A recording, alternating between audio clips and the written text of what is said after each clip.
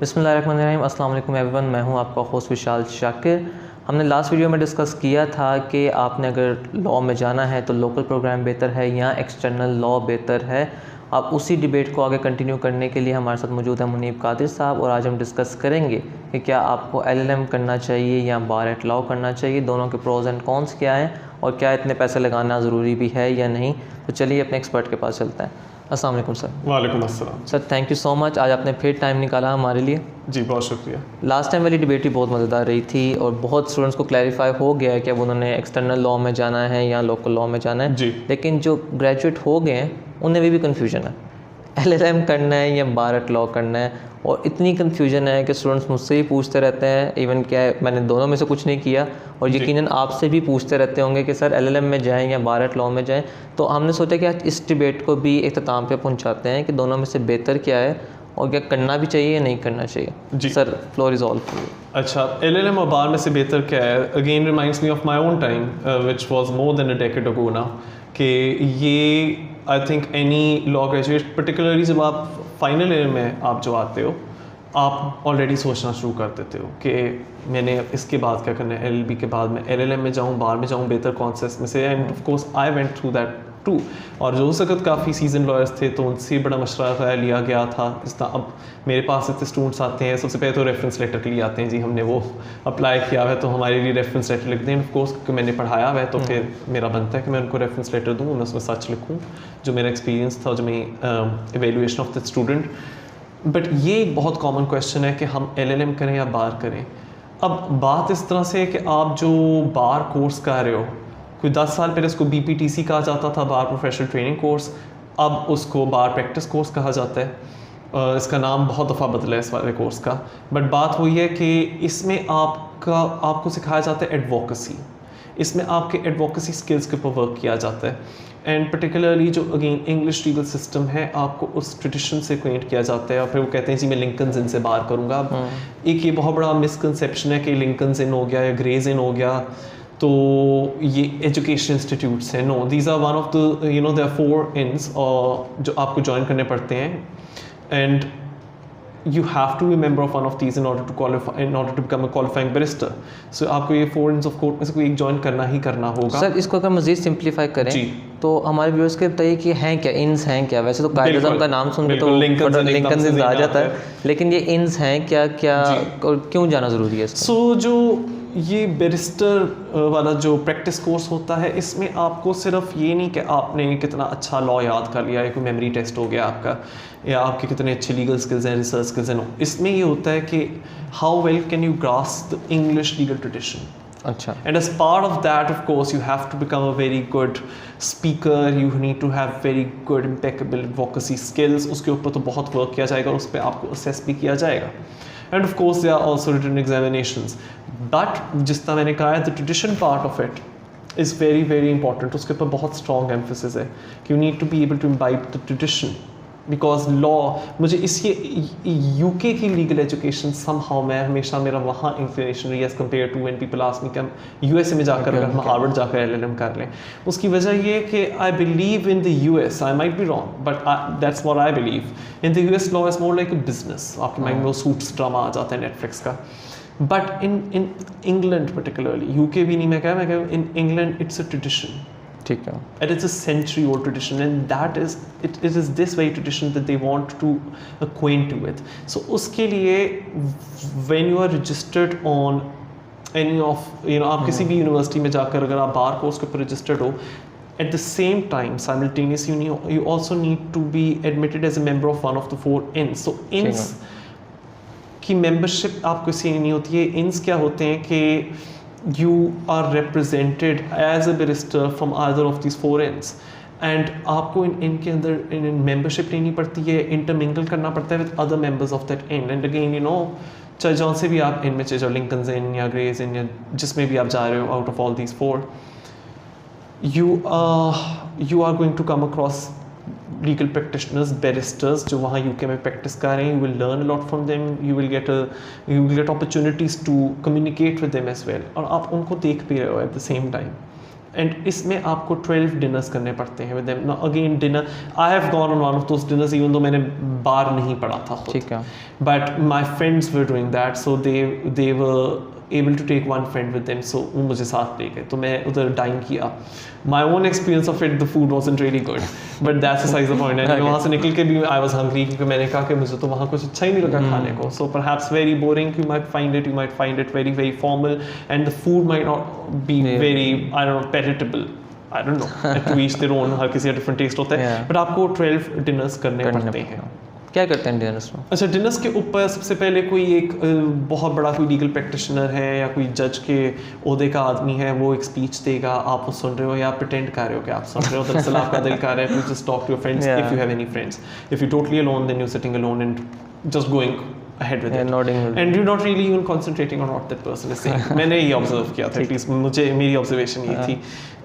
हमारे जैसे तो हम पाकिस्तान से जो लोग हैं, हम तो जिन्ना साहब की तस्वीर के साथ भी तस्वीर खिंचवाते हैं। I also did that. फिर जब वो स्पीच ख़त्म होती है तो बस it's just like any other dinner, आप बैठे हो, आप बातें कर रहे हो दुनिया जहाँ की। मुझे याद है मैं जिन्हों साहब बातें कर रहा था, वो कहते थे जी लंदन में बड़े बदतमीज़ लोग हैं, they don't wait at the train station, इस तरह की बातें चल रही थी, nothing related to law itself. अच्छा, तो आप उसको डाइन कर रहे हो, ऊपर से बिल्कुल लग रहा है आप कोई हॉगवर्ट्स स्कूल में आए हुए हो। मैंने लिंकन में डिनर किया था, तो मैं वहाँ का कह सकता हूँ।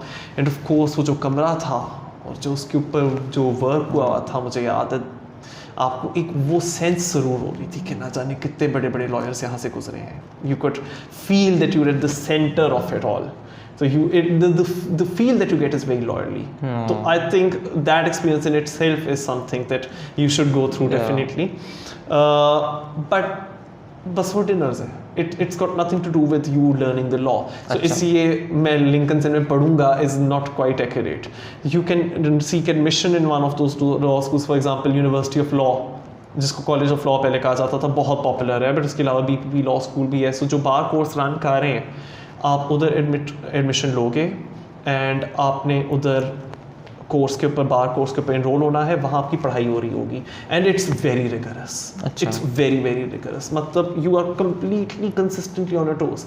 अगर आप एक वो बार स्टूडेंट से पूछो कि जी आपने लंदन लाइफ में क्या एक्सप्लोर किया, कौन सी London life. I remember, so one of my friends वो स्टडिंग बार, तो कभी कभार होता था कि मैं उसको मिलने चला जाता था, तो उसके कमरे में जाता था तो किताबें डॉक्यूमेंट्स फैले थे, और उसके ऊपर हर वक्त डेडलाइंस होती थी, कल मैंने प्रेजेंटेशन करनी है, कल मैंने बोलना है, कल वो केस लगा हुआ है। सो ये चल रहा होता था उन लोगों के, इस तरह के वो मूड कोर्ट्स वगैरह होते थे, एंड उनको पेशी करनी होती थी हर वक्त, और उसके लंबे लंबे वो पेजेस को गो थ्रू कर रहे हैं, वो प्रिपेयर कर रहे हैं अपनी आर्ग्यूमेंट्स को, फुल उनकी प्रेपरेशन ऐसी हो रही होती है जैसे एक practising barrister would be practising in England and Wales, उनकी वो वाली प्रैक्टिस है। So again what's the relevance to the Pakistani court structure? उस तरह से देखा जाए not much, because Pakistani courts के प्रोसीजर्स आर वेरी डिफरेंट।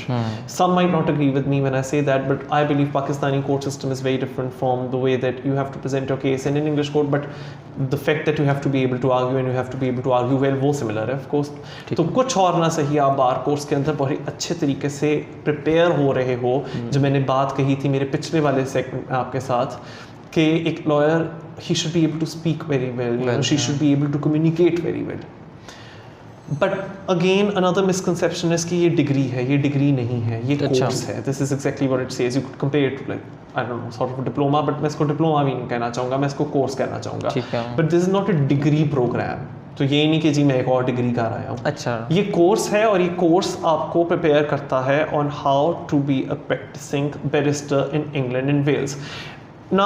अगर इंग्लैंड के अंदर जो अवार्डिंग बॉडी आपको ये दे रही है बैरिस्टर का खिताब, या आपको कॉल किया जा रहा है to the bar, which means कि you finish the course, have had your 12 dinners, you now enrolled as a barrister.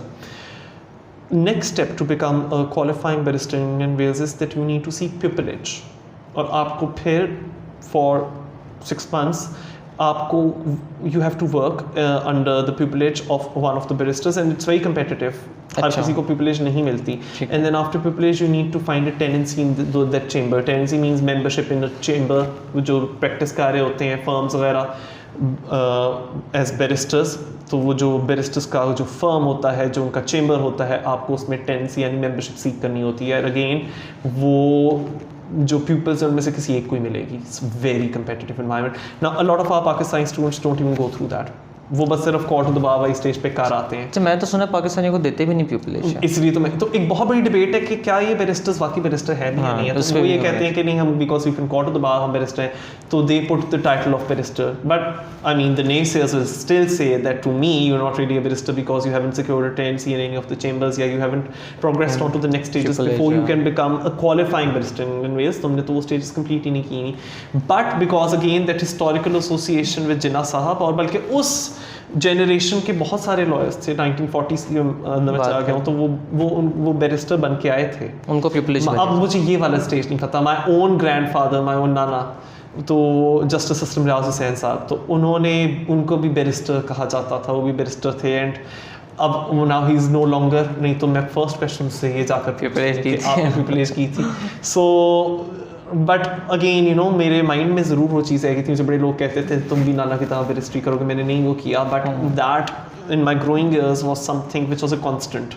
तो एक ये भी को नॉस्टैल्जिया भी है for that past, and अच्छा लगता है आपके नाम के साथ बैरिस्टर लगाओ, वो सही एक टाइटल होता है, इस तरह डॉक्टर लगा होता है आपके नाम के साथ, उधर इंग्लैंड के अंदर सर दिस डेम दैट, तो बैरिस्टर भी rather than just a mister और miss.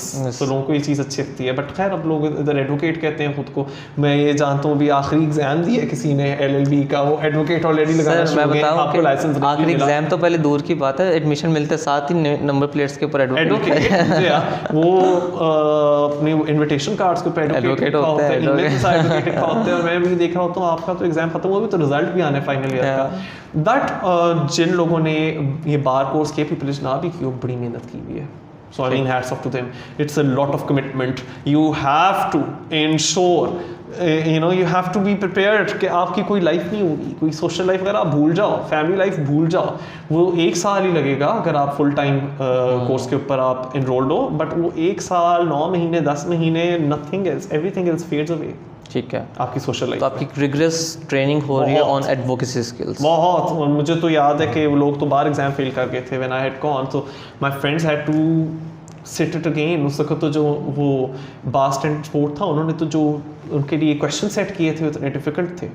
So it is a very difficult course, but बड़े लोग कर भी लेते हैं। So I don't need to dissuade you, बहुत लोग कर लेते हैं। सो इसमें ऐसी बात नहीं है कि मेरे से नहीं हो सकेगा। लेकिन फिर डिबेट वहीं पे आके रुक गई ना कि अगर आप इतना पैसा, अभी पैसों पे तो हम आते हैं कि जिन का कोर्स पड़ता है ये, लेकिन अगर हम जा रहे हैं और आप जाके इतनी 9 माह की रिगरस ट्रेनिंग से गुजर रहे हैं, एंड पे आपको प्यूपिलेशन नहीं मिली, आप वहाँ पे आपको टेनेंसी नहीं मिली, तो टेक्निकली फिर आप रजिस्टर भी नहीं है। अगर जो नेसेयर्स कहते हैं, अगर उस तरह से हम देखें, उस तरीके से वो कहते हैं कि यार आपने जो ABC's रिक्वायरमेंट थी वो तो पूरी की नहीं है, तो how could you even call yourself as a barrister? You are just writing yourself the barrister with your name to say किया मैंने बार का कोर्स कंप्लीट किया है जी, वो पूरी तरह किया है, उसकी रिक्वायरमेंट्स पूरी की है नहीं की, तो what's the benefit for that? अब यही बात है, if the status symbol which the word barrister, अब आप जिस तरह से भी लगा रहे हो, कुछ लोग कहेंगे कि नहीं आप तो सही बैरिस्टर ही नहीं, जो भी आप ये कह सकते हो कॉन्फिडेंटली मैंने वो कोर्स किया, hence I am barrister, end of the story. तो if you want that glamour factor, definitely go for it. अब वो डिपेंड करते हैं ना, some people might think that's very shallow consideration, कुछ के लिए no that's the be all and end all, and who am I to जज any one of them. But not just the title of barrister itself, I think इसकी value the content that you studied उसमें तो है ही है। बिल्कुल ठीक है। For your personal growth, for your own evolution, I believe it's a very good course. आप you've been through that whole drill, तो हो नहीं सकता कि you wouldn't come out stronger, हो नहीं सकता that you wouldn't come out much more refined। आपको ग्रूम किया जाए, वो तो आप हो गए, हो नहीं सकता कि आप ना हो गए। लेकिन करियर वाइज आपको क्या पुश मिलेगा? पहले ही सारे सुन लें, किसी धोखे में ना रहें, नन व्हाटसोएवर। ये मेरी ओपिनियन है, नन व्हाटसोएवर। मैंने मॉनेटरी बेनिफिट नहीं मिलेगा कि आवाम तो बड़ा कहती है बैरिस्टर साहब। नहीं, मैंने कहा एक इमेज अगर आपको बनानी है डेफिनेटली, बट उसके लिए फिर और बड़ी चीज़ें आपको आनी चाहिए ना सोशल मीडिया पे, हाउ टू प्रेजेंट योरसेल्फ। आजकल तो लॉयर्स के लिए बहुत ज़्यादा this is become a thing, ठीक है, मैं थोड़ा स्लैंग की तरह एक मॉडर्न अमेरिकन लैंग्वेज है, this is become a thing, but it really has become a thing. I think lawyers the way they see their own value a lot depends on this social media presence, how many followers they have.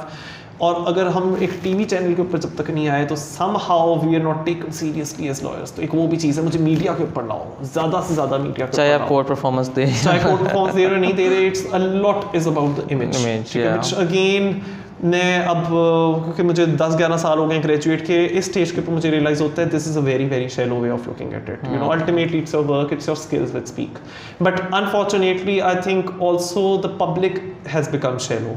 लोग जितना आप TV पे आ रहे हो, आपका Wikipedia page बन गया, आपको ब्लू टिक मिल गया सोशल मीडिया के ऊपर, तो you know you are forced to be reckoned with, आपका दे फॉलो द प्रिंसिपल, जो दिखता है वो बिकता है। बिल्कुल। सो अगर उसी में आप बैरिस्टर वाला टाइटल लगा दो तो फिर of course it's adding on to it, but सिर्फ बैरिस्टर आप कह रहे हो लेकिन वो चीज़ें नहीं है, तो फिर again you perhaps might be losing. You have to have a good fundamentals even if you showcase ये तो योरसेल्फ। मैं बात कर रहा हूँ, this is very much the vanity factor I am talking about, but keeping vanity aside, now if you really are a lawyer, जो कि I think के हु एम आई टू जज और से, because there are lawyers who are working in the field, perhaps they're doing so much more than I am, and अगर आप उस तरह के लॉयर हो, this is another weapon in your armoury, कि ठीक है मैंने वो भी किया हुआ है, बट आप अगर आप इतने सॉलिड हो ना, आपके लिए भी इतना मैटर नहीं करता कि मेरे नाम के साथ बैरिस्टर लगाना नहीं लगाना, आप कॉन्फिडेंट हो। मैंने उस वक्त जो सीखा था बड़ा अच्छा सीखा था, बड़े पैसे भी लगाए थे, वो हम बात करेंगे, लेकिन मैंने वो कुछ सीखा है तो वो किसी काम का है, वो काम आएगा, and that will speak in my work. As a whole आप कैसे ग्रूम होते हो, the kind of person that you emerge to be after going through that whole process, वो फिर आपके काम में, आपकी पर्सनैलिटी में नज़र आएगा एंड आपके कॉन्फिडेंस में नज़र आएगा। तो I think for the confidence factor that's very good, it just boosts your confidence. If I have been through that, बिल्कुल, and that was very difficult, I will be able to you know storm, I will be able to weather any kind of storm that comes my way। देखी जाएगी, लेकिन सही तरह से देखी जाएगी, casual तरीके से नहीं, देख लेंगे, कर लेंगे। You would have experienced that whole process ना, और ड्रिल से गुजरे हैं। It's you know you've only grown from strength to strength, and your bar study was a part of that wider process। बिल्कुल ठीक।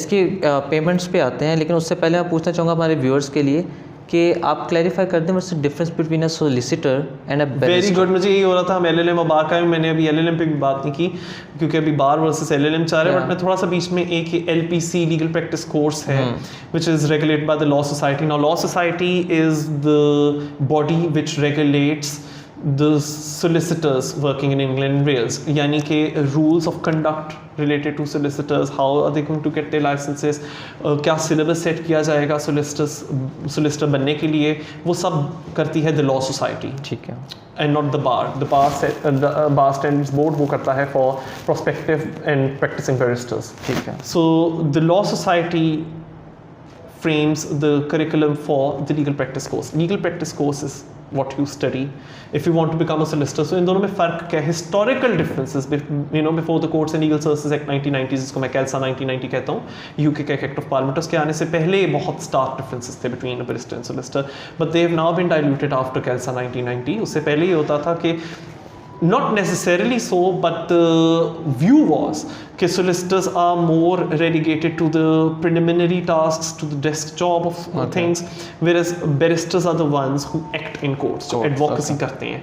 So solicitor would brief the barrister, अच्छा, and then the barrister would take the case up to the courts। तो जो preliminary सारा paper work वगैरह है, जो research work है, जो desk side of the things है, वो solicitor संभालेगा। But after कैल्सा 1990, solicitors got their own right, you know, their own rights to be able to act in their own capacity। So अब solicitors भी advocacy करते हैं, और उनकी training उनका training process में advocacy skills बहुत इंपॉर्टेंट रोल अब प्ले करते हैं, एंड बैरिस्टर्स भी of course they can also act in the law courts. So अब ज़्यादा कोई उस तरह से फ़र्क नहीं रहा in what a barrister solicitor can do in England and Wales, but of course उनके सिलेबस डिफरेंट बॉडी सेट करती हैं, तो उनके प्रोसेसेस डिफरेंट होते होंगे, बट वी रेस्ट अश्योर्ड कि अगर आप लीगल प्रैक्टिस कोर्स कर रहे हो and you training to be solicitor, उसमें भी यही है कि इट्स वेरी रिगरस, उसमें भी इट्स वेरी चैलेंजिंग। कुछ लोगों की परसेप्शन है कि नहीं, you know, LPC legal practice course is relatively easier than the, but I don't think कि you can quantify that in any meaningful way. मेहनत तो हर चीज़ में करनी पड़ेगी। Once you completed your legal practice course, you will then have to get a training contract with the practicing solicitor, जिस तरह उनको pupillage चाहिए होती है prospective barristers को। once you get that, तो फिर you can qualify, you know, आपको अगर उधर एक मिल जाती है place, you get your place in one of the solicitor firms। you can then go on and you can practice as a solicitor in England and Wales. Pakistan में LPC is not that popular as much as the bar, because of course मैंने कहा ना कोई nostalgia है तो वो factor आ जाता है. That I know, at least one of my own students, she, and मुझे याद है she was very non-serious से वो LLB की student थी, but बाद में you know she really upped her game. उससे फिर legal practice course किया और वो England में settle हुई. And the last I heard from her was she was doing very well and she really did surprise me. So I'm not saying it's very unpopular. People do LPC, it's just not as popular as bar as far as I'm concerned. But LLM, I think अब LLM के ऊपर भी अब हम लोग थोड़ा comment कर सकते हैं, because वो ये बार वर्सेस LLM. अच्छा, उससे पहले मैं इसको पूछना चाहूँगा कि for my own knowledge as well, कि मैंने सुना है कि पाकिस्तान से भी आप बैरिस्टर का कोर्स कर रहे हैं, कुछ इंस्टीट्यूट्स करवा रहे हैं या कुछ ट्रांसफ़र कोर्सेज हैं, उसके बारे में कुछ हमारे स्टूडेंट्स को गाइड करेंगे. अच्छा, पाकिस्तान में मैं ये खुद एक देख रहा हूँ बहुत नया फिनोमिनन है, क्योंकि when I was a student तो ये होता था बाहर जाएगा, बाहर करेगा, लिंकन से ज्वाइन करेगा, इस तरह की बातें होती थी. और अब इधर ये वो बाहर ट्रांसफ़र प्रोग्राम इन्होंने इंट्रोड्यूस करना शुरू कर दिया है, and they are working in tandem with those universities and those bodies which are sitting in the UK, और वो उस तरह से इस प्रोग्राम को उधर. But again वही वाली बात है, I believe कि the dining part of it you have to do and you have to go. So ये नहीं है कि आप entirely the better. Some part of the study program as well as the membership of INS you will have to fulfill there. You will have to go there as well. But हाँ, major part of it you can do, at least the study part of the academic part of it you can do while sitting here. That is a very good option for those जो इतना नहीं afford कर सकते हो बाहर जाएं, या जिनकी इधर भी commitments हैं, या वो already आप देखें इतने सारे मेरे colleagues हैं या fellow lawyers हैं, तो उनके बड़े अच्छे करियर्स हैं. You can't put a stop to it in the middle abruptly. आपका करियर यहाँ से यहाँ जा रहे हैं, and then enrol on to the bar course and become a student all over again in the UK. तो आप अगर बैरिस्ट्री करना चाह रहे हो और आप स्टॉप नहीं लगाना चाह रहे to your very successful legal career for example, you can pursue this avenue. I think it's very good. और थोड़ा बहुत बाहर जाकर जो आपने करना है, जो फॉर्मेलिटीज़ पूरी करनी है, वो आपने कर ली. सर, इसकी फाइनेंसिस पे अगर आएँ तो कितना महंगा है एक बैरिस्टर बनना? It's very expensive, almost the same as LLM. अच्छा. But of course फिर आपको वो जो से डिनर्स हैं वो तो उसकी और कॉस्ट्स आएंगी. लेकिन अगर मैं कोर्स की बात करूँ, would be in the range of, आप देख लेना, मैं दोनों LLM और बार की से बात कर रहा हूँ, लगभग सेम है. If you were a UK और ए न्यू सिटीजन तो फिर तो ठीक है 8,000 to 9,000 pounds. But if you are an international student, which majority of them would be, easily. I remember when मेरे वक्त पे कोई 14,000 to 16,000 pounds होता था, easily 20,000 pounds. 20,000 pounds and accommodation अलग होगी. मुझे याद है when I was studying at Queen Mary University of London, तो मुझे वहीं accommodation मिल गई थी, and that was उस वक्त जितना मैंने सर्च कर रखा था, that was the cheapest. अच्छा. वो सिर्फ मेरी अच्छी किस्मत थी, that was the cheapest. नहीं तो अगर मैं किसी रेगुलर स्टूडेंट की तरह जा रहा होता, मेरी अकोमोडेशन के ऊपर ही कि मुझे 9 मंथ्स के लिए अकोमोडेशन मिल जाए. 9 मंथ्स स्टैंडर्ड होता है उनका licence agreement.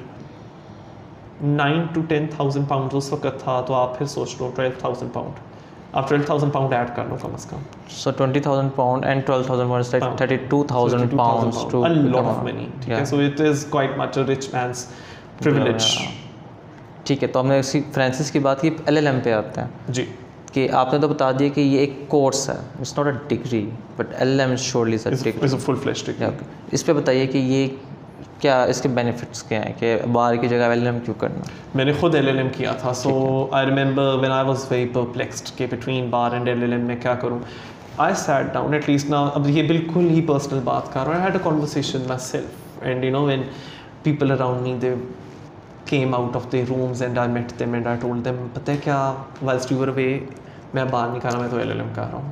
So what really happened? मैं शुरू में बाहर करने का इरादा था, और काफ़ी कंसिडरेशंस जो मैंने इनटू काउंट ली थी. कुछ लोगों को वो लगेंगी कि अच्छा ये इतनी अहम नहीं है, ये बड़ी शैलो बातें हैं और बड़ी मिनिमलिस्ट बातें हैं, and they would be right. But this is what my thought process was. I sat down and I thought कि अच्छा, एक तो what you've just said, LLM is an academic degree full-fledged because Masters of Law. So आपने Bachelor of Laws किया है, LLB. LLM at that time just appeared like a very natural progression to me at least. कि अच्छा, इस road map पे अब मैं चल रहा हूँ, मैंने अगर बैचलर्स किया है, masters should be the next logical consequence to this what I've just done. तो एक तो वो फैक्टर भी था कि अगर मैं फिर अब कर ही रहा हूँ इतना कुछ, तो एक पूरी डिग्री लूँ. ठीक है, बट उससे ये कहने का मतलब नहीं कि वो कोर्स है तो जी उसकी कोई वर्थ कम होगी, बिल्कुल भी नहीं. डिग्री कह लो, कोर्स कह लो, बात ये है कि पढ़ाई है, आपने पोस्ट ग्रेजुएट लेवल के ऊपर जाकर कुछ पढ़ा है, सब बहुत मुश्किल है, सबकी बहुत ज़्यादा वैल्यू है, कुछ की शायद बाहर की इन सर्टन एस्पेक्ट्स LLM से ज़्यादा हू nose, but I just felt कि मुझे एक और चीज़ रियलाइज़ हो गई थी, I was a very academic person, very academic. तो मुझे ये था कि मैंने with in the academic area I want to explore further. I just think my learning process is not ended. So if you want to become a learner, फिर I think बाहर से ज़्यादा आप LLM में करो। और मुझे ये भी realize हुआ कि as part of the education process, I wouldn't just be focusing on the book and exams. I wanted to go abroad, study that society myself. अच्छा, बट उसके लिए you need to have the time, and मैंने अभी कहा अगर आप बाहर studies कर रहे हो, टाइम नहीं आपके पास होगा।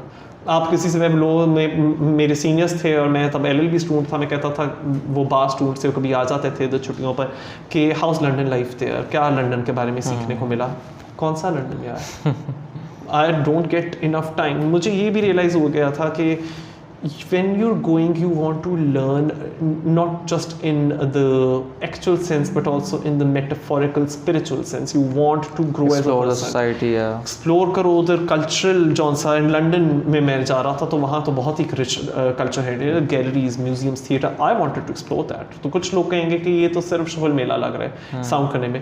आई know as a person how dedicated I was कि मैंने ये वाला एस्पेक्ट सीखना है just to broaden my horizons, just to broaden my outlook. तो एक ये कंसिडरेशन भी थी कि just enjoy that part of life as well. And you know, Johnsy university को फिर मैंने टारगेट किया था, एंड पे मैंने शॉर्टलिस्ट किया था मैं इन यूनिवर्सिटीज़ में अप्लाई करूँगा, जहाँ से ऑफर आई उनमें से फिर मैं I will whittle down it to which one I am actually gonna go to. तो मैंने उस वक्त ये भी सोचा था, want to enjoy university life. You know, interdisciplinary होती हैं यूनिवर्सिटीज़, कोई उधर इकोनॉमिक्स भी पढ़ रहा है, कोई अकाउंटिंग पढ़ रहा है, कोई फिल्म स्टडीज़ पढ़ रहा है, जर्नलिज्म पढ़ रहा है, मीडिया स्टडीज़ पढ़ रहा है, मैं लॉ पढ़ रहा हूँ, और मेरा उनके साथ भी इंटरेक्शन होगा। And eight that time you know, अब तो काफ़ी और यूनिवर्सिटीज़ ने जो इंटरडिसिप्लिनरी हैं उन्होंने बार प्रोग्राम शुरू किया, तब नहीं था। अच्छा। तो तब यू नो, अगर आप BPP लॉ स्कूल जा रहे हो, आप लॉयर्स के साथ ही बैठे हो, यूनिवर्सिटी ऑफ लॉ जा रहे हो, आप सिर्फ लॉ स्टूडेंट्स के साथ बैठे हुए हो, तब इतना नहीं था और ऑप्शंस ही नहीं थी। तो मैंने कहा नहीं, मैं सिर्फ लॉ स्टूडेंट्स से नहीं इंटरेक्ट करना चाहता, because 3 years that I studied here, मैं सिर्फ लॉ स्टूडेंट्स से इंटरेक्ट कर रहा था। आई वांट कि मैं कोई वन स्टॉप शॉप यूनिवर्सिटी में जाऊँ और मैं सबके साथ बात कर रहा हूँ, इंटरमिंगल कर रहा हूँ। So that's exactly what happened. तो ये जब मैंने कॉस्ट बेनिफिट एनालिसिस किया, एंड देन एडवांटेजेस पाकिस्तान में क्या मिलते हैं, मैंने कहा practically the same for the LLM student. हाँ, मुझे बैरिस्टर का टाइटल लगाने को नहीं मिलेगा। देखिए, उस वक्त क्या था कि आपने अगर LLM या बार किया है ना, तो आप डायरेक्टली इंटरव्यू के लिए एलिजिबल हो जाते थे कि आपको हाई कोर्ट का लाइसेंस मिल जाए। अब I am not so sure कि दैट इज द केस। ठीक है, अब आपको एडवांटेज ही मिलेगा, बट वो वाला एडवांटेज LLM है, बार है, आपको एग्जेम्पशंस मिल जाती थी, सेम, कोई फ़र्क नहीं हो। तो फिर मैंने सोचा फिर मैं LLM ही कर लूँ, अगर एडवांटेजेस मुझे वही मिलने हैं वापस पाकिस्तान आकर जो बार करके मिलने हैं, तो फिर एक ही बात है फॉर दोज पर्पजेस। इस वक्त ये है कि if you want to enrol as a lawyer in the lower courts, तो आपको 6 months के लिए प्रैक्टिस करना पड़ता है और 20 केसेस करने पड़ते हैं इन 6 months, but you will be exempted if you have LLM और बार। अच्छा, that's what I looked at the last. तो आपको वो 6 months की प्रैक्टिस नहीं करनी पड़ेगी, you can directly you know apply for the interview कि हम मुझे लोअर कोर्ट्स का प्रैक्टिस करने का लाइसेंस मिल जाए। तो अगेन, चाहे आपने LLM किया हो या बार किया हो, यू नो बेटर ऑफ और वर्स ऑफ, आप बिल्कुल उधर ही खड़े हो। तो उस तरह से प्रैक्टिकल टर्म्स में कोई बड़ा फर्क नहीं पड़ेगा आपने LLM किया हो या बार किया हो, या आपका जो प्रोसेस है ऑफ कंप्लीटिंग योर कोर्सेज वो बड़ा डिफरेंट हो जाएगा। सो मेरे प्रोसेस से मुझे नज़र आ रहा था पढ़ाई वाइज बहुत स्ट्रेस नहीं होगा मेरे ऊपर। सो कहीं ना कहीं शायद मैंने सुस्ती भी की है, शायद आप ये कह सकते हो। और लेकिन विद इन LLM प्रोग्राम मुझे याद है मुझे बड़ी मेहनत भी करनी पड़ी थी, एंड वो पूरा एक एकेडमिक डिग्री प्रोग्राम था। तो बिल्कुल जिस तरह LLB में होता था, यहाँ भी वही था कि मुझे एग्ज़ाम्स लेने पड़े थे, एंड LLM में टिपिकली होता है कि आपको 15,000 वर्ड डिसर्टेशन करना पड़ता है। वो कुछ बड़ा नया था मेरे लिए, क्योंकि मुझे LLB में इतना रिसर्च वर्क नहीं करना पड़ा था, मिनी रिसर्च एसेस थे, लेकिन फुल ऑन आप एक डिसर्टेशन लिख रहे हो, वो एक बहुत अच्छा लर्निंग एक्सपीरियंस था। मैं प्रोफेशनल रिसर्चर बन गया उसके बाद। अच्छा, क्योंकि आपने पहले एक प्रपोजल लिखना होता है, ठीक है, विच by the end of the winter vacations, Christmas holiday से पहले आपको सबमिट करना पड़ता है। वो मैंने किया। तो एक टॉपिक भी ऐसा चुनना पड़ता है जो बहुत ही कोई डिफरेंट हो, जो कि आपके कोर्स ऑफ स्टडी में एक्सप्लोर ही नहीं हुआ। अच्छा। तो टॉपिक्स में से टॉपिक निकालना पड़ता है आपको। Very छोटी सी बात को specific। निकाल कर आपने वेरी स्पेसिफिक एक छोटी सी कहीं कोई बात है जो कि इन पासिंग पढ़ ली होगी, शायद उसका जिक्र आ गया होगा, आप वो ढूंढ रहे हो ऐसी आप कौन उस पर सी चीज़ डिटेल है। बात और करें। फिर उसको एम्पलीफाई करके, उसको मैग्नीफाई करके आप उस पर 15,000 वर्ड्स का कैसे लिख रहे हो। और फिर you know the patience which is needed for producing original written work. Proposal, वो प्रपोजल फिर शायद विल फीड इनटू एब्स्ट्रैक्ट, एक एब्स्ट्रैक्ट लिखा जाएगा। फिर आप एक वो टेबल ऑफ कंटेंट्स बनाओगे, बड़ा फॉर्मल था, तो बड़ा अच्छा भी लग रहा था करते करते। 15,000 वर्ड्स विद 10% मार्जिन ऊपर नीचे, ठीक आप कर सकते हो। आपने फिर अपना डिसर्टेशन लिखना है, आप उसको चैप्टर्स में डिवाइड कर सकते हो, यूनिट्स में डिवाइड कर सकते हो, पूरी बिब्लियोग्राफी है और इंडेक्स है एंड पे, तो वो करते हुए मुझे बड़ा अच्छा लगा। एंड वो टिपिकली आप करते हो once you done with exams. So मुझे याद है मेरे जून में एग्जाम हो गए थे एंड अगस्त का डेडलाइन था, तो बिटवीन जून एंड अगस्त मैंने कोई 4-5 वीक्स लगा कर ये लिखा था। और मैं पाकिस्तान आ चुका था, मैंने पाकिस्तान बैठ कर डिसर्टेशन की। अच्छा। और मैं सबमिट करने फिर वापस लंदन गया था, बट एग्जाम्स मैंने वहीं बैठ कर किए थे। सो इसमें एग्जाम्स तो होते ही हैं, बट डिसर्टेशन टिपिकली LLM में डिसर्टेशन होगा। हाँ, एक एक्सटर्नल यूनिवर्सिटी ऑफ लंदन का LLM भी अवेलेबल है, उसमें बहुत मुझे अनफॉर्चुनेट लगती है वही बात कि कोई डिसर्टेशन कंपोनेंट है ही नहीं है, वो सारे एग्जाम बेस्ड है। अच्छा, वो सारे का सारे एग्जाम बेस्ड है। नया एक्सपीरियंस सीखा वो उसमें है। या वो भी फिर यही हो गया, LLB और LLM में कोई फर्क नहीं, आप उधर भी एग्जाम कर रहे थे एंड ऑफ द ईयर, आप इधर भी कर रहे हो। बट वैसे वो कोर्सेज हैं बहुत अच्छे। मेरा अभी भी दिल करता है, आप ये देखें मेरे अंदर का लर्नर जॉन्स है ना, वो वुड नेवर स्लीप। मैं अभी भी देख रहा होता हूँ यार, चलो LLM ना सही, तुम पोस्ट ग्रेजुएट सर्टिफिकेट कर लो यूनिवर्सिटी ऑफ लंदन के इधर ही बैठ के, बस क्योंकि ये सब्जेक्ट्स बड़े मजे के लग रहे हैं, उसमें इतनी वाइड रेंज है। तो आप LLM के अंदर डिसर्टेशन तो आएगा। अब एक और सवाल बड़ा पूछा जाता है, जनरल और स्पेशलाइज्ड LLM, क्योंकि LLM में ये भी होता है। मैं when I did my LLM from queen मेरी यूनिवर्सिटी ऑफ लंदन, ठीक है, एंड शुरू में मैं जहाज़ में बैठने से पहले मुझे पता था मैं जनरल LLM करूँगा, तो मैं जनरल LLM की नीयत बना कर गया था। क्या होता है जनरल LLM? कोई सी भी रैंडम सब्जेक्ट्स उठा लो। तो जॉन्स यूनिवर्सिटी मैं पढ़ा था, वो भी यूनिवर्सिटी टू यूनिवर्सिटी डिफर करता है। टिपिकली आपको 4 मॉड्यूल्स करने पड़ते हैं प्लस डिसर्टेशन। मेरी यूनिवर्सिटी में आराम था, 3 मॉड्यूल्स थे प्लस डिसर्टेशन। तो अगर वो 3 या 4 मॉड्यूल्स जो आपने पढ़ने हैं वो कोई भी हो सकते हैं। They could be as diverse as for example human rights and commercial law. Okay, it could be something, मतलब very eclectic mix of legal modules. ठीक है। मेरा ये था कि यार वैरायटी होनी चाहिए, मैं तो वो सोच कर गया था। बट समहाउ मैं उधर, अच्छा पहले 2 वीक्स में आपको वो they allow you to sit in all the modules, जो से मॉड्यूल में बैठना है आपने जाकर बैठ जाओ, to make up your mind कि आपने कौन कौन से मॉड्यूल्स सेलेक्ट करने हैं। फिर आप फाइनल सिलेक्शन कहीं सितंबर में, कहीं मिडिल सितंबर में करोगे। तो I did sit through those classes, मुझे बड़ा मज़ा आया। एक तो ह्यूमन राइट्स ऑफ वुमेन नाम का एक मैं बैठा था क्लास में, बड़ी अच्छी डिस्कशन हुई and I knew much more than you know other students. तो वो सारे हैरान कि ये तो कोई फेमिनिज्म के ऊपर एक्सपर्ट है। अच्छा, एंड कितने अफसोस की बात है मैंने वो वाला मॉड्यूल नहीं रखा था। आज अगर मुझे मौका मिले मैं वो रखूँ, आई think I would do very well. तो ये बड़ी एक अच्छी ऑप्शन उन्होंने हम लोगों को दी हुई थी कि you know just try it out and see के वे योर इंटरेस्ट था। मैं इवेंचुअली जो मेरी सब्जेक्ट कॉम्बिनेशन बनी वो खुद में एक स्पेशलिज्म था। तो I actually went with the intention of doing general LLM। I did a specialized LLM and you know you'd be surprised, मैंने इंटेलेक्चुअल प्रॉपर्टी में LLM किया था। मैंने लेटर लाइफ में कोई प्रैक्टिस दूर दूर तक की नहीं है इंटेलेक्चुअल प्रॉपर्टी में, बट मेरा पूरा स्पेशलिज्म ही इंटेलेक्चुअल प्रॉपर्टी में था, which is copyrights, trademarks and patents. और जो मेरा डिसर्टेशन था वो था perfume smells should be protected by intellectual property law. And so मैंने पूरा केस मेकआउट किया कि कॉपीराइट लॉ के अंडर उसको प्रोटेक्ट करना है, किस तरह से प्रोटेक्ट किया जा सकता है, ट्रेडमार्क लॉ के अंडर अगर प्रोटेक्ट करना है किस तरह से किया जा सकता है, and then whole conclusion. So my whole focus was on perfume smells and are they copyright or trademark law protectable or not. And later on practice में आप देखेंगे मैंने वो किया ही नहीं। हालांकि इधर बड़ी स्पेशलाइज बड़ी अच्छी फर्म्स हैं इधर, मुझे इरफान का फॉर एग्जांपल पता है, वो स्पेशलाइज इस एरिया के अंदर करते हैं। But my you know the journey that followed it just took me so far away. और अब मेरा जो रुझान है वो सारा हो गया है on international law and international human rights law. आप खुद सोच लें।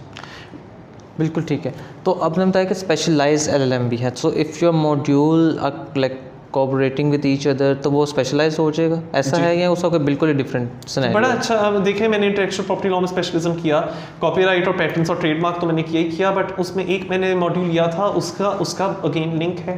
तो मैं कहता हूँ education never goes to waste. उसका बहुत गहरा लिंक है with what I now do in life, media law, मैंने वो पढ़ा था। अच्छा, you can imagine in a country like Pakistan, you know, that is one very thriving area, that is a growing area, and उसका इतना ज़्यादा scope है क्योंकि you know a lot of lawyers, I'm looking at them, उनके नाम के साथ barrister भी लगा होता है और वो टीवी एंकर है, बिल्कुल, वो या फिक्स्ड पैनलिस्ट्स हैं, वो बैठे होते हैं टीवी शो के ऊपर, रात को 8 बजे वो आएंगे, उन्होंने ओपिनियन देनी है, पॉलिटिकल मामलात पे लॉयर्स बात कर रहे हैं। तो you know, as even for me, I had such a close brush with Pakistani media. मैंने आप जो जितने चैनल देख लें बड़े बड़े, मैं उनके ऊपर माशाल्लाह मेरा जाना हुआ है, मैं उधर काफ़ी रेगुलर था, particularly 2019 में। I would always find myself, you know, running from one studio to another, behind the scenes क्या चल रहा होता है मुझे सब पता चल रहा होता था। एंड क्योंकि मेरी एजुकेशन थी, मैंने you know LLM में मीडिया लॉ पढ़ा था, तो मैं बता सकता था कि जो इधर बिहाइंड द सीन्स हो रहा है बहुत ही अनएथिकल है, बहुत I don't agree with it. जो एंकर कर रहे हैं, जो उनको फीड इन किया जा रहा है, वो जो रेटिंग्स क्लिक कर रहे हैं, आई कुड टेल, और एंकर को पता भी नहीं था, मैं बैठा हूँ जिस तरह आपने साथ, मैं अपनी जजमेंट मैंने बना ली है दिल में अबाउट यू।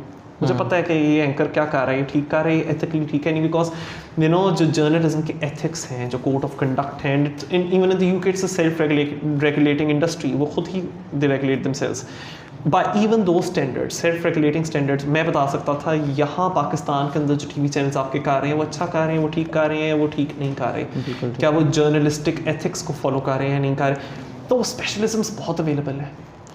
अच्छा, स्टूडेंट्स को ये बड़ा जो मैंने देखा कॉमनली वो सोचते हैं कि हम LLM करने जाएंगे तो हम क्रिमिनल लॉ पकड़ लेंगे और एक हम पकड़ लेंगे कॉर्पोरेट कमर्शियल लॉ, ताकि हमारे पास एक डिवर्स प्रैक्टिस हो जाए।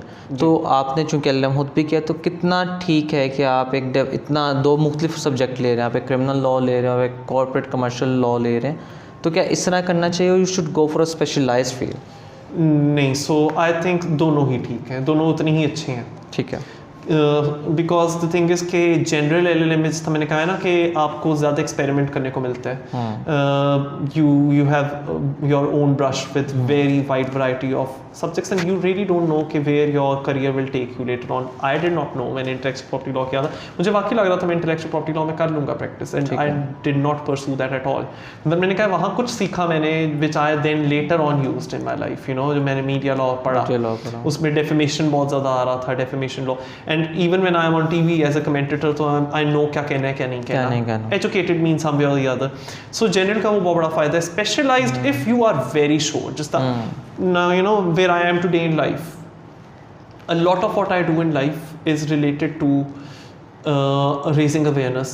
मैं बहुत वो करता रहता हूँ, अगर किसी ने मेरा सोशल मीडिया देखा है तो वेरी अग्रेसिवली मैं वुमेन राइट्स के ऊपर बहुत, वो रेडिकल फेमिनिज्म है मेरा जो ब्रांड ऑफ फेमिनिज्म है, उसके ऊपर मैं बात करता ही करता हूँ। मैं माइनॉरिटी राइट्स के ऊपर हर वक्त कुछ ना कुछ कह रहा हूँ, बहुत ज़्यादा कह रहा हूँ।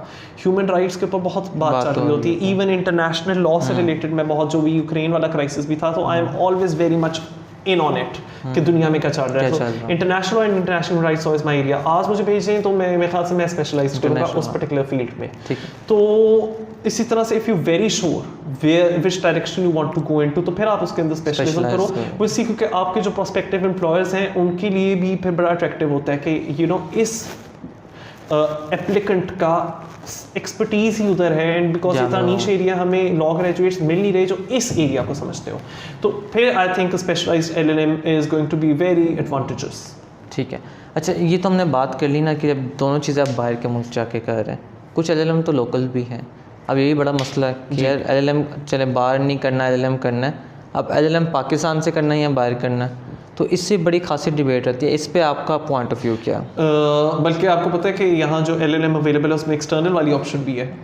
सो मैं ये देख रहा हूँ कि मैं आपको बताया था कि I was for my own self I was considering कि LLM वो कर लो एक्सटर्नल वाला, हु नोस कल को शायद मैं कर भी लूँ, अच्छा हु नोस, मेरा कुछ नहीं पता।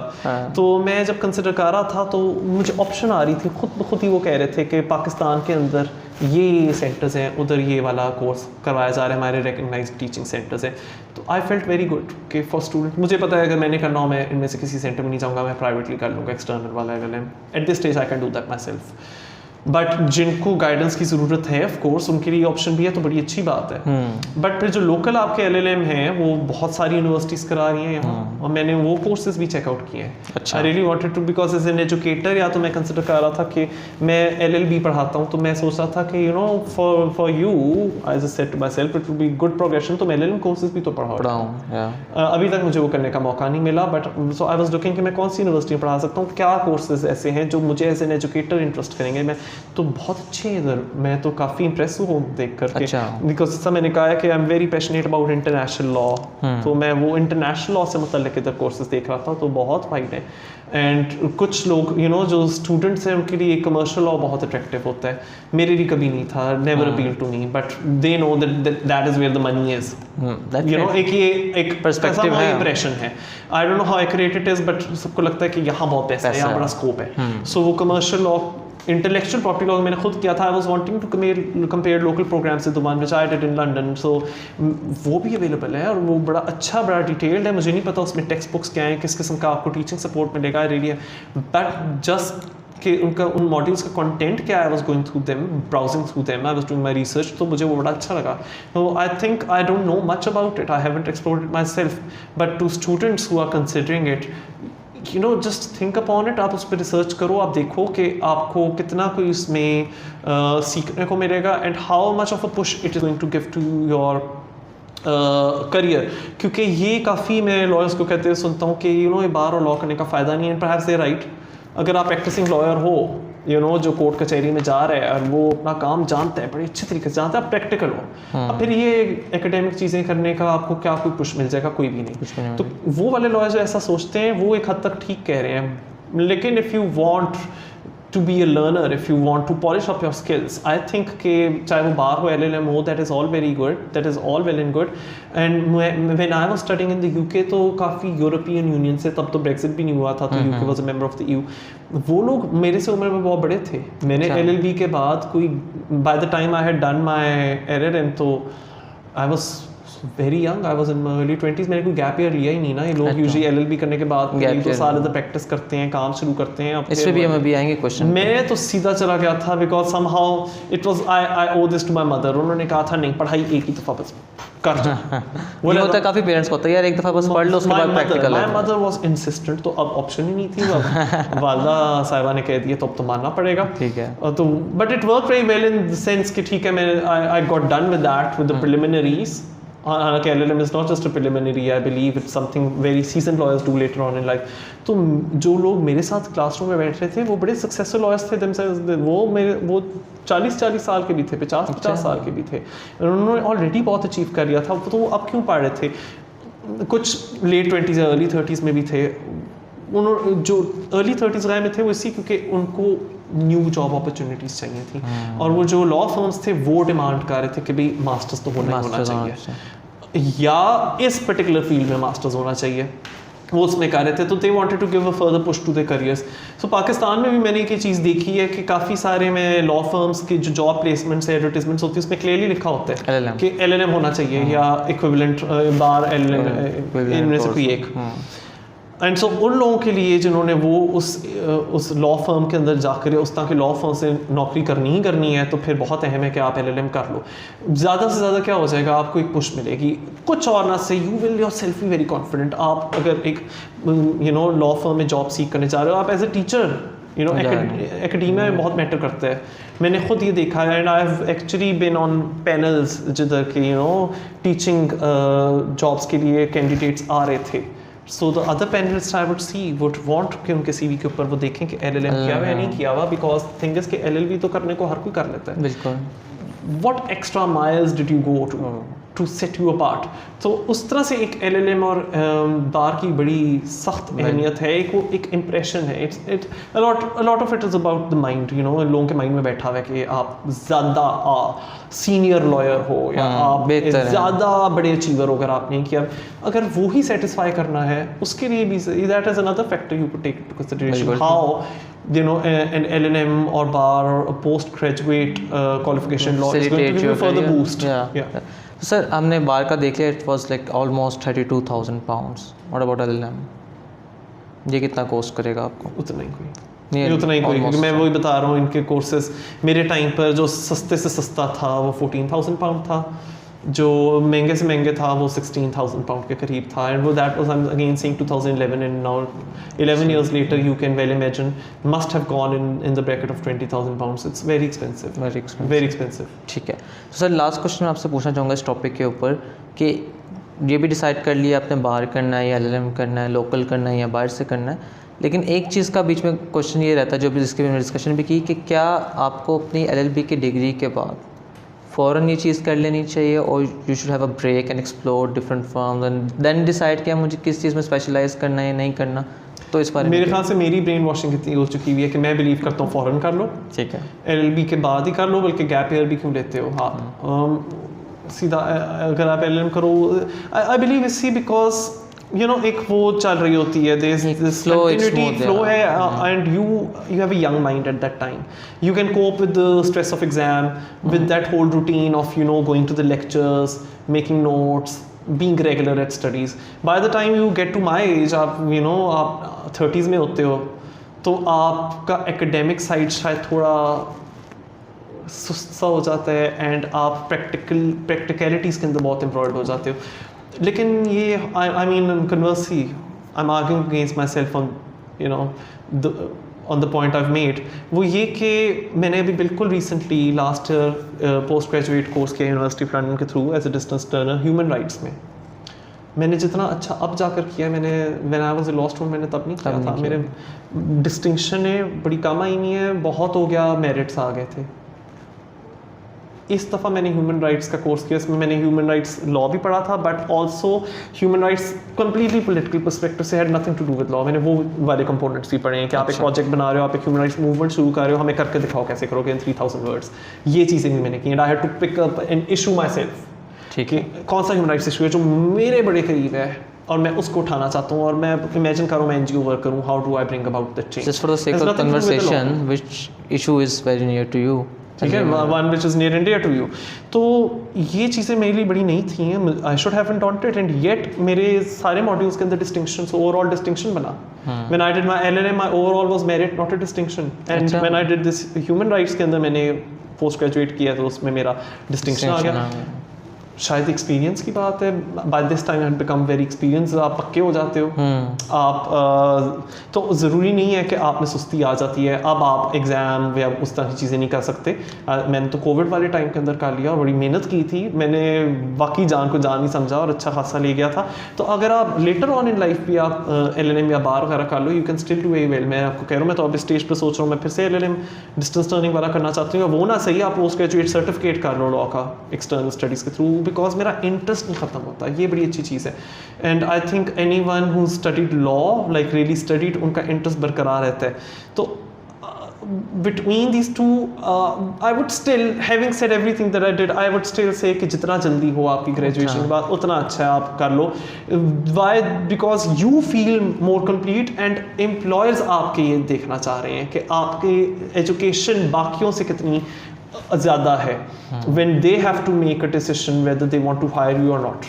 और फिर वो वाली बात है, अपने नाम के नीचे यार अगर लिख रहे हो LLB brackets UK, LLM brackets UK US या जो भी, या बस LLB और LLM ही लिख रहे हो, the more the merrier. तो आई थिंक के जस्ट कंप्लीट द बॉक्सेस जो एजुकेशन के हैं, but not for the sake of it. enjoy the learning process, but you know try to feel more complete so that आप जब आओ मैदान में आपको पता हो कि पढ़ाई तो मेरी पूरी है, मुझे कोई बता नहीं सकता कि I am not qualified. Yes, I will have to work hard, I will have to you know carve a niche for myself, I will have to earn a name for myself, but I am sure I have all the qualifications which are you know prerequisite to launching a successful legal career. Thank you so much sir इतनी detail conversation करने के लिए, and I am sure कि हमारे viewers अब बहुत clear होंगे कि उन्होंने किस चीज़ को परस्यू करना और कैसे परस्यू करना. So thank you so much. Thank you very much for having me. LLM और Bharat law, I am confident कि इससे पहले इस टॉपिक पे इतनी डिटेल कन्वर्सेशन पहले नहीं हुई होगी, और अब इस वीडियो के बाद आपके सारी क्वेरीज क्लियर हो चुकी होंगी कि आपने भारत लॉ करना है या LLM करना है, दोनों के प्रोज एंड कॉन्स क्या हैं, कितने पैसे लग सकते हैं आपके, उसका क्या बेनिफिट आपके करियर को हो सकता है. हम अपने एक्सपर्ट मुनीब कादिर साहब को शुक्रिया अदा करते हैं, और अपने व्यूअर्स का भी जिन्होंने ये वीडियो देखी. आने वाली वीडियो तक अपने होस्ट को दीजिए इजाज़त. अल्लाह हाफ़िज़.